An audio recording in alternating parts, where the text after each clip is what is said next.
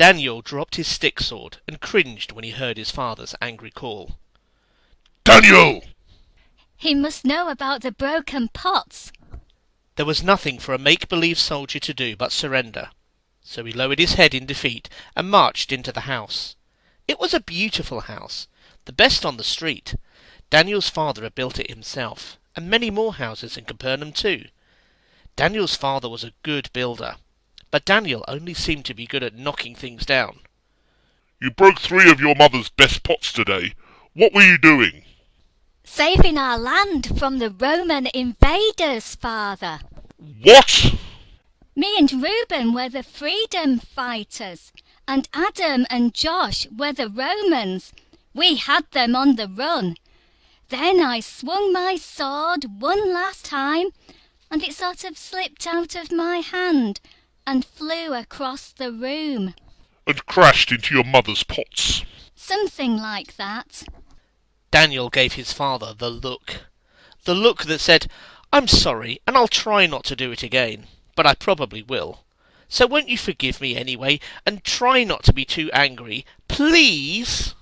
I saw the look last week when you scratched the front door, and the week before, that when you knocked the dishes off the tables. The look won't work this time, son. Every afternoon for the next week, you will come to my workshop. You will put away the tools and sweep the floor, and you will not leave until the place is clean and tidy. It's about time you learned to fix things instead of tearing them up.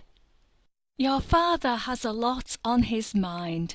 His work, taking care of this house, his sick friend. And besides, we've told you not to play that fighting game indoors. The next day Daniel played with his friends for all he was worth. He knew that playing would have to stop early all week. He couldn't forget this, and when the time came for him to go to the workshop, it was almost a relief. Where is everybody? And that's when Daniel heard the shouting. He ran outside and saw an excited crowd flooding into the street. What's happening? Where are you going? To the house of Aaron the Pharisee. And he's making sick people well. I'm taking my blind friend. Aaron the Pharisee's house? I know where that is. Father finished building it just last month. Does anyone here mind if I go and see what's happening at Aaron's house? But as the workshop was empty, no one replied, so Daniel rushed out and joined the crowd moving to Aaron's house.